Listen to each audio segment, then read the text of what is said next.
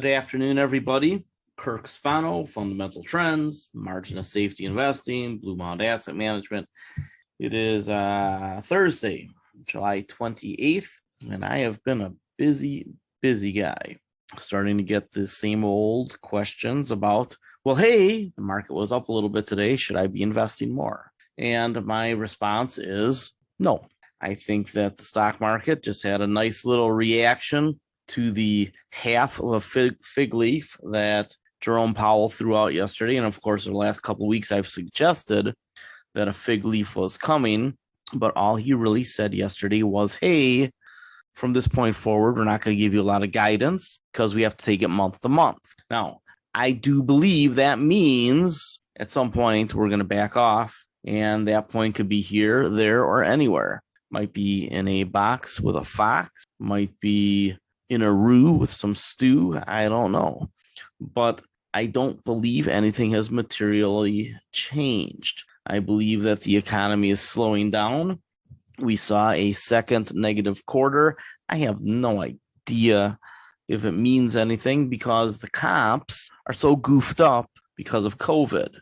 What I will tell you is that when I was in Las Vegas, it was the busiest I had ever seen. And then when I went to Door County, which is usually sold out in the summer, there was some elbow room.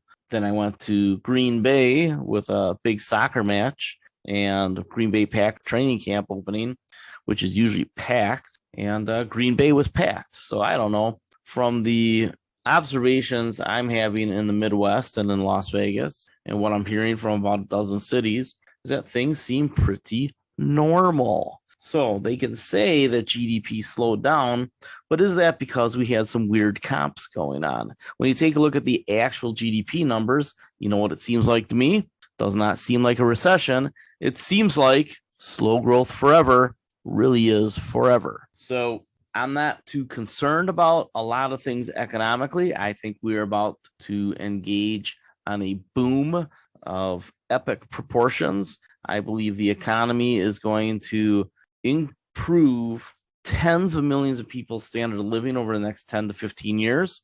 But when you take a look at it from the standpoint of a stock market investor, I believe the great divergence has already begun. So if you are in the wrong industries with the wrong companies, especially, you're in trouble.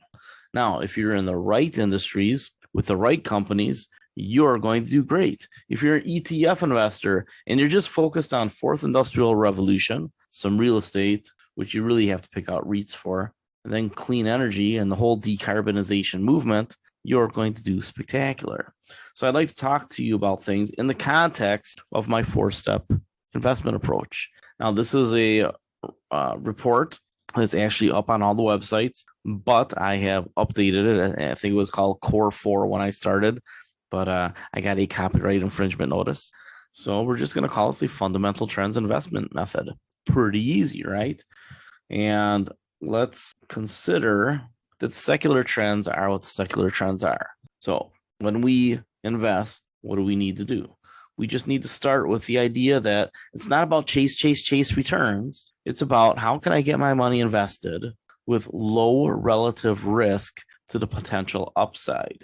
So if you have upside of 20%, then you better have about zero risk. If you have upside of 10,000%, you can maybe risk most of your money. It really depends on the asymmetry of the bets that you're making.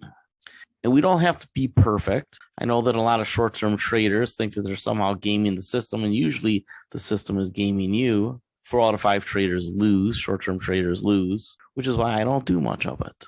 Why would I play a game that's time intensive, takes away my focus, takes away my time from doing other things, when I can invest based on the opportunities for the long term that the short term investors give me by chase down, chase up. We're going to push it too far down relative to value. We're going to push it too far up relative to the value. The chasers, the fake narrative people, they really don't do a very good job. So most investors do claim to have an approach. They don't. Most investors try one thing and it doesn't work, so they move on to the next thing. What is our approach? Very simple. Figure out what the big secular trends are. understand how government and central bank policy pick winners and losers, and change timelines. Fundamentals, figure out the fundamentals of the industry. Is it an industry that's going to grow fast? And if so, break it down to the companies if you want to be a company level investor. You don't have to be a company level investor. If you just buy a few ETFs in clean energy and technology and consumer, you're going to probably do very well. Price trends, that's your quantitative and your technical analysis. Now, I was quant before being a quant was cool. I can tell you that all these people who say I have a 75 factor or 100 factor or a 200 factor model are full of shit, right? So if we use our farmers' words, you can go, oh, sounds like bullshit to me. And that's because the only thing that truly matters is money going into an investment or is money coming out of an investment? Distribution, accumulation. That's all that truly matters for price. Very simple. Supply and demand. Supply and demand are two factors. Price is a third factor. Use supply and demand to figure out what a price should be. Am I going above equilibrium or am I going below equilibrium? If it's in distribution, meaning more sellers than buyers, price is going to go down. And if it's in accumulation, more buyers, sellers, price is going to go up.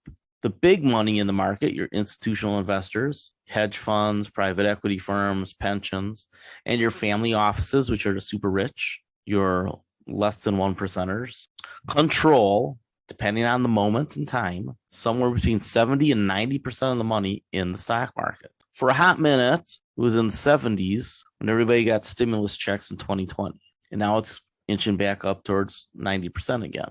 So when the super wealthy control the stock market, it usually means that they see opportunity. What did we talk about a few weeks ago? We talked about how the insiders had stopped selling at the end of 2021. And by the second quarter of 2022, about 3-4 months ago, they started to accumulate. And where was their accumulation? Particularly in small and mid-cap companies. That's going to tell you where prices are going, is where the big money is going. And then you have your chasers, your FOMO folks, who will push too far high. And then in other times, you're going to have people who panic, who push too far low. Your old men and your indexers who decide not to be passive. Everything I say is backed by a study or a million studies. So you can look it up if you like to. What are my investment goals?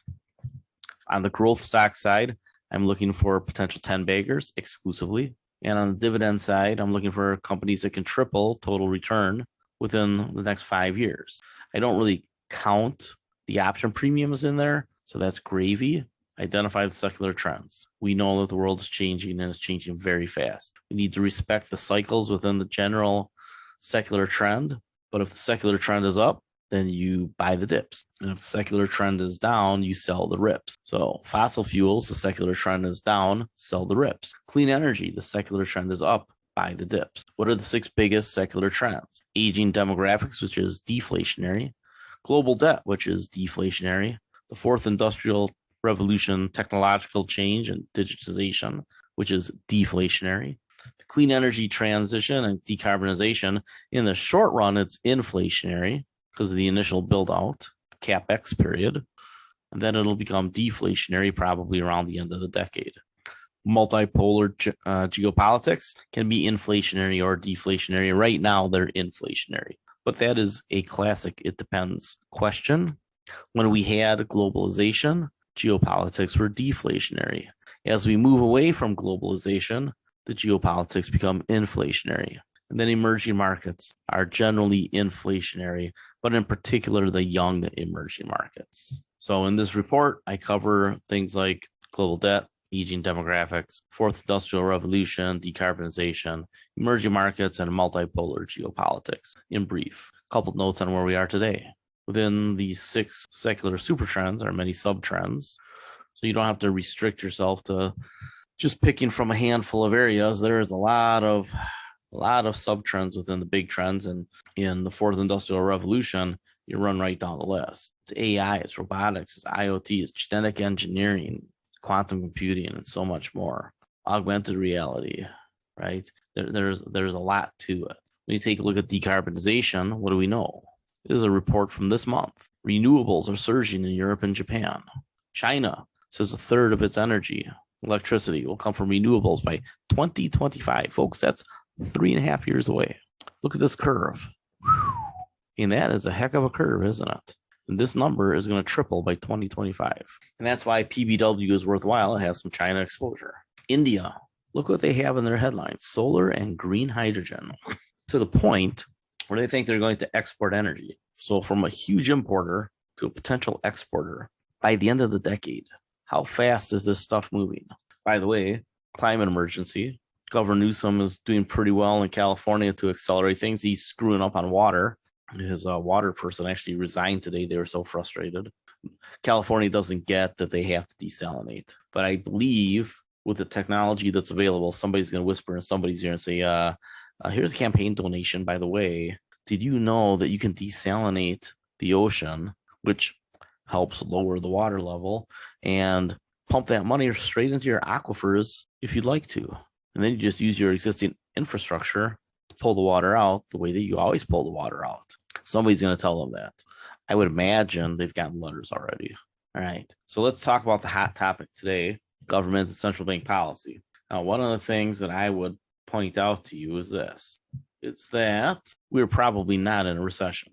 All we are is in a period where we're less fast moving, and the comps from last year to this year are adjusting, getting back to a baseline. Next year, we'll probably show 3% growth-ish. Again, based on the comps. We had a big, huge run-up in 2021 off of low numbers, restocking, all that good stuff. Inventories finally filled up this spring. So now we're just, we're muddling through. We're figuring out where is equilibrium. And what we're figuring out is that 2020 and 2021 were anomalies. I don't know why that's hard for some people to understand and just incorporate into their general thinking. COVID was a big deal, biggest economic shock in history, took some recovery. And now we're just getting back to the lines that existed in the post-financial crisis era from about 2012 to 2019. Those are the trend lines to pay attention to. And I actually agree with this strategist. I don't think that we're going to see an outright recession where unemployment rises and employment falls, right? We're not going to see unemployment numbers of 7, 8, 9% again. I don't know that we're going to see 5% in the short term.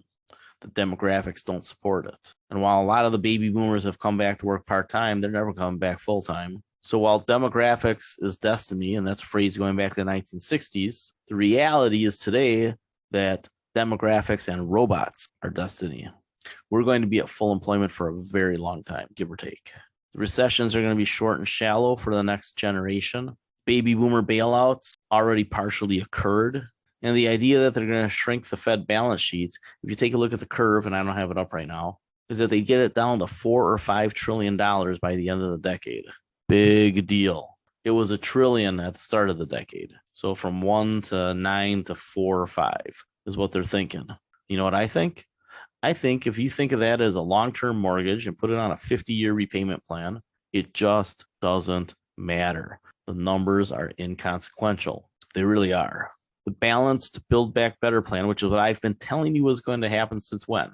When did I first say balanced Build Back Better? February, maybe? January? I'd have to look it up. But since the start of the year, I've been telling you there'd be a Build Back Better plan eventually, probably going into the elections, that it would be a balanced plan because that's what Joe Manchin wanted. And what did the Build Back Better do? And it's a small plan. It's under $1 trillion. But is it balanced? No.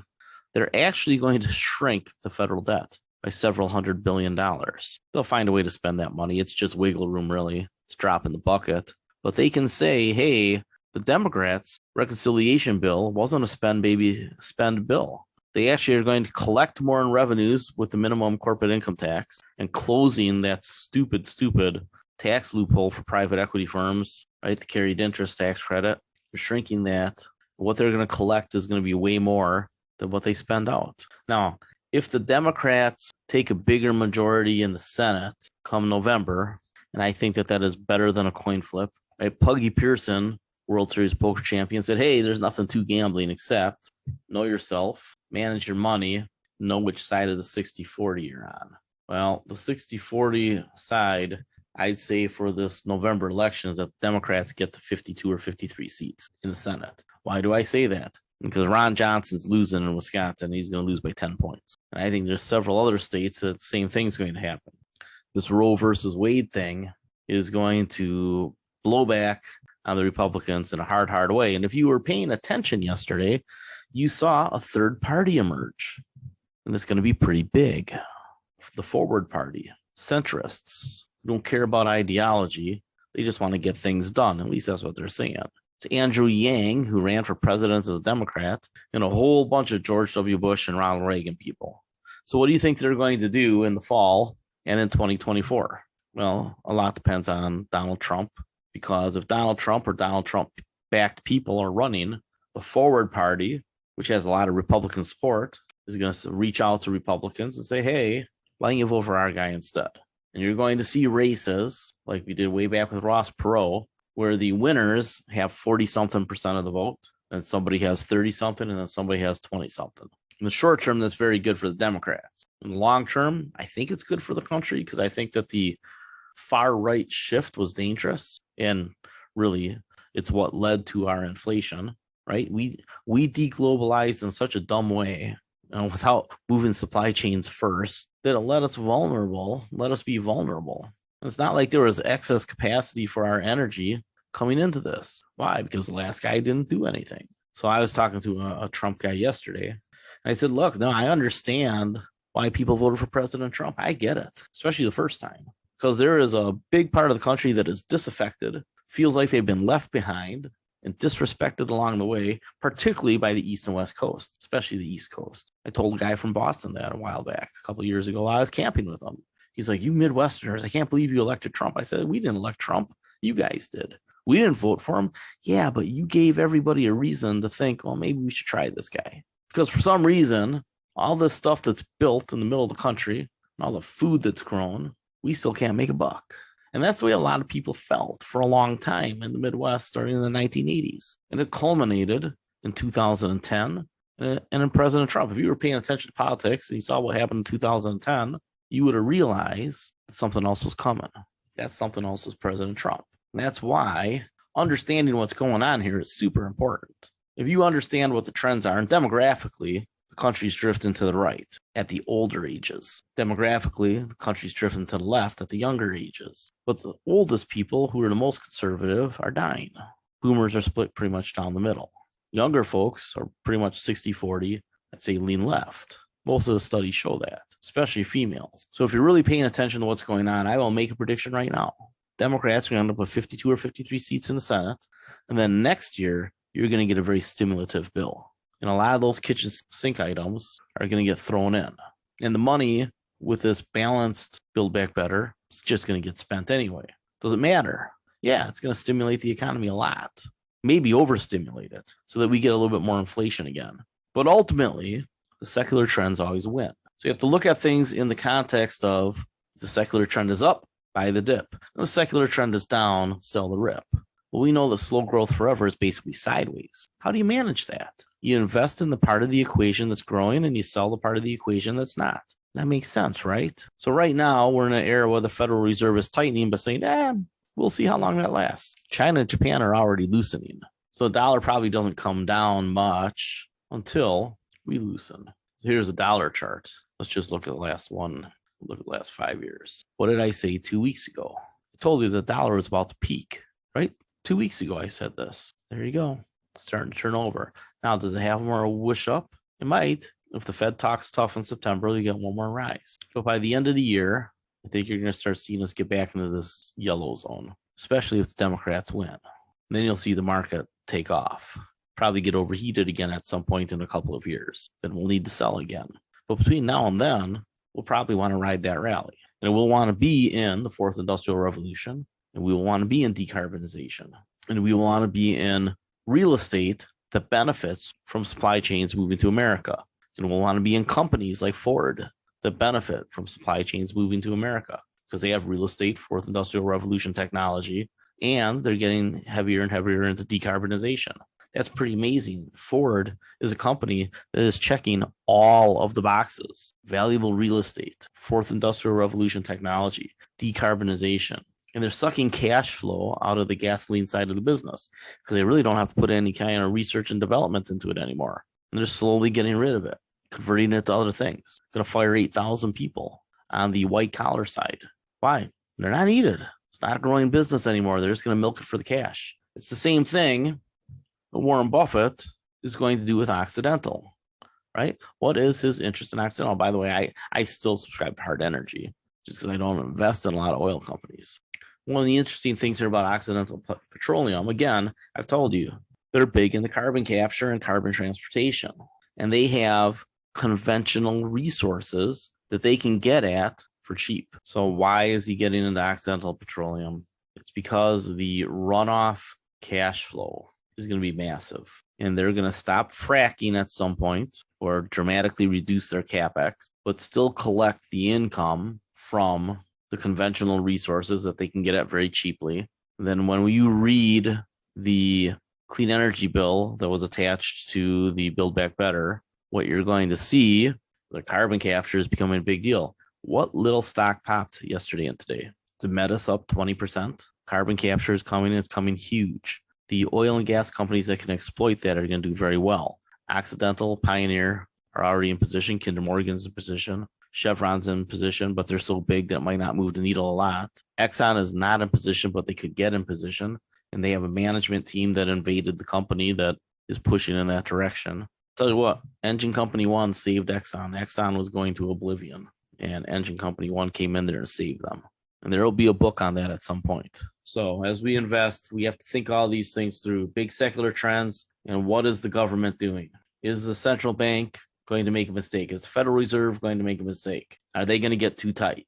No, because they need the supply chains to move. Price of housing is already coming down. They really don't have much impact on oil prices. By financing and keeping financing cheap for the supply chains to move and for alternative energy to get built, that is what is going to lower inflation. Because the big secular trend on inflation is that it doesn't exist. Deflation is the boogeyman, right? Deflation is the boogeyman. That's why I put this up here.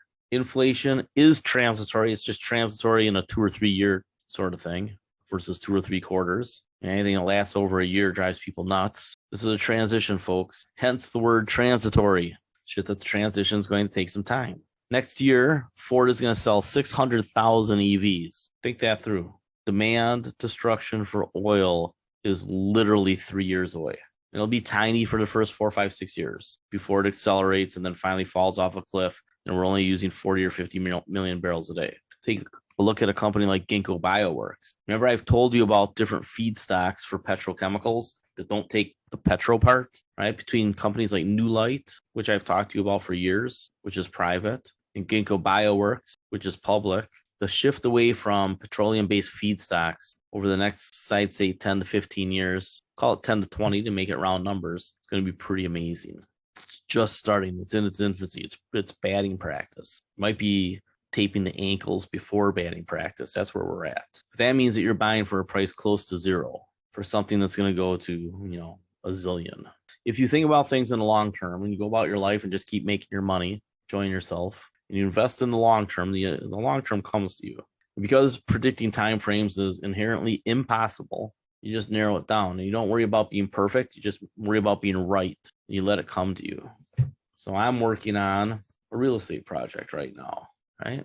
Why am I working on this real estate project right now? This is what I'm trying to buy, this dark green spot. Why am I working on that? It's because I know that the future is greener and that urban sprawl is going to get sprawlier because transportation is going to be really easy in the next decade. It's going to be cheap. It's going to be clean. And it's going to pretty much drive itself. So this area that I'm looking at is between the 2 main towns, Milwaukee and Waukesha, within an hour of Madison, within about an hour and a half of Chicago. It's very agrarian right now. Just like the area between Chicago and Milwaukee has become industrialized and residentialized and commercialized along the highway and to the lake, same thing's going to happen from Milwaukee out to Madison along the highway. And then from Milwaukee up to Green Bay along the highway and to the lake. How long is it going to take? It's probably going to take 20, 30 years. I'm investing in a project. It's going to cost $4 million to start, probably another $4 or $5 million to get the first phase done. Then after that, it pays for itself. Doesn't matter if we spend 30 million more, it'll pay for itself. But then it's going to throw off income. And if you think about buying stock like you do investing in property or a business or running your own business, you're going to do much, much better. You can try to FOMO chase it, and I let people do that at Fundamental Trends in the chat room. I tell them over and over again, only trade 10 to 20% of your portfolio, probably closer to 10 Makes more sense. I think a lot of people overtrade. I worry about that. But if you scale in between now and the end of the year, I think there could be a pretty good sell-off after the election. And it doesn't matter who wins. Somebody's going to be unhappy with the results. They're going to have their little buyer's strike. So I think we probably get a dip here in the next couple of months, probably a little rebound going into the election, and then another dip at the end of the year. Is that a feeling? Not really. It's historically what happens, actually. If you take a look at the monthly map of investment returns over on Bloomberg or wherever else you want to look, you'll see that July is usually a good month for the stock market. Then August, September, October, not so much. Sometimes it's August, September that's bad. Sometimes it's September, October that's bad. It's usually 2 out of 3, and it's usually sequential. So either August, September, or September, October. My guess is that it's August, September, because I think that by October, the Fed backs off. I'm not sure what they do in September. But the way the numbers are coming in is that inflation is, in fact, turning over very slowly. And it does have the potential of a shock going into winter if Russia acts like Putin. If Russia acts like Russia, won't be a problem. If Russia acts like Putin, you got a problem. Just like China. If China acts like China, you're okay. If China acts like a dictator, you're not. So do the parties and the people have more power, or does the dictator have more power in those countries? Right now, I don't know. Just like down in Brazil, Bolsonaro. He's already saying the election's rigged. Why? Because he knows he's getting crushed. Just like President Trump really pretty much got landslided. 8 million votes. It's a lot of votes, folks. It's not a steal. It's a message. But he knew it was coming, and that's why he tried to disrupt the election before the election even happened. Same thing's happening in Brazil. I don't know if the military steps in to save that guy down there. We'll see. One of our investments is a fintech. And if that economy down there gets back to where it should be, which is a high growth, resource rich, young, educated population, the 4 or 5 fintechs that it competes with, they're all going to do well. And there'll be some consolidation for pricing power, because that's what happens. When some business is profitable, you get entrants, right? Yeah, your first movers make the most. Then you get entrants, profits are diluted, and then there's consolidation to bring the profits back. It's wavy. So when you think about all these things, you want to go where the inflation is with your investment money, right? So where is that? It's emerging markets. And actually, the reason why you invest in these things is because they're pulling money in while they export deflation in time. This first wave of gains in decarbonization going to be pretty spectacularly big. I don't know how these investments are going to be in 10 years, but I think for the next 10 years, as they gain adoption, like Bitcoin, they do really well. And then at some point, they become boring. I don't know what's going to happen in 10 or 15 years. I know it's going to happen for the next 10 to 15 years, though, give or take. Now, one thing I will tell you is that my price targets on the man bag, the QQQ stocks, a little bit lower than a lot of other people's. Why? Well, we just saw something out of India today. Again, government, part of our process. It's going to make it harder for Apple and Google to compete in India. They want Indian developers. It's a big market, folks. So we have to be very cognizant that the valuations for certain companies aren't going to be as rich in the future as they were in the past, because deglobalization has 2 sides. One, yeah, sure, we move a bunch of supply chains here, but we're told that we can't compete there. In the long run, it is better to have an interconnected global economy, especially if you're more competitive like we are, but especially if you want to avoid wars, because people don't like to blow up their own factory or company or whatever. Geopolitics can be inflationary or deflationary. And if President Biden and President Xi come to some sort of understanding on Taiwan, rather than, I do think Biden defaults to Cold War stuff. If they can look forward and say, why don't we let Taiwan be your Puerto Rico, right? Independent-ish, but still technically Chinese. And then when Taiwan needs a bailout, they'll come and ask for something, and then you gotta, then you have leverage and make a better deal. That's the way things work. So I'm going to put this entire, when I'm done with it, I have like 12 pages left to amend it. It's 42 pages. I mean, there's a lot of it. When I'm done with it, I will get it out to you. It'll be in the special report section at Fundamental Trends. We'll see it right here. And at Margin of Safety Investing, it'll be in the Getting Started section. So that's what's coming. I think that you should not get FOMO just yet. There's at least one more leg down, and I think 2. I think it might be a double bottom, which I have talked about before. A bottom in the fall, a little rally, and then a rebottom after the election. Historically, that would be a pretty normal thing to happen. So we shall see. I'm about 20-ish% cash right now across most portfolios that have stocks. And I'm still about, 60% cash in the pure ETF portfolios. So those are only like 40% invested. Some of them are less. But I am starting to scale in on the ETFs. We'll get a pullback here on something. And, ETF, 401k, same thing. ETF pure or 401k portfolios, 25 to 50% invested at this point. You always keep investing, right? Week to week. You just manage the balance. Never change your contributions. We've talked about that 1,000 times. Always just keep dollar cost averaging into your 3 funds or however many you're picking out. Large cap, mid cap, and an international emerging markets if they got it. And then you manage the balance for risk. Stock market is down 15%. It snuck up on 20%. Now it's rallied back to 15 to the negative for the year or for the peak. Historically, a bear market will drop between 30 and 60%. Let's say that this one's only going to get to 30 at this point. That means we're still only halfway to the bottom. Now, could we have already bottomed? I guess. And that's why I've been slowly scaling into my favorite stocks. But I really haven't jumped into the large caps yet. Valuations are still high. And if valuations matter, and we've talked about whether or not they do or they don't, large caps have to come down. We'll see. If I had to divine what Jay Powell is going to do in September, I would think that he's going to raise interest rates a quarter or a half point, and that they will, in fact, jump the balance sheet runoffs up, and it'll stay that way until sometime next year. So that means through the end of the year, there's choppiness yet. And when does the Federal Reserve back off on the balance sheet runoffs? Next time they break something or they need a little money. That's the answer. And usually that happens in the first quarter. Usually. We don't have a lot of experience, right? The sample size is small. It would make sense that either going into the first quarter or sometime during the first quarter, just so he didn't get accused of being a flip-flopper and your credibility, blah, blah, blah, blah, blah, blah, blah, blah. A bunch of people making money on the Fed, and they still, your credibility, blah, blah, blah, blah, blah, blah, blah. Stop listening to trader narratives. They're all full of shit. They're all talking their book. By all, I mean almost all. All right. Have a good evening. I will get this up. I will get the report edited, and we will go from there. I'm going to put in an actual plan for scaling it over the rest of the year. All right. Have a good one.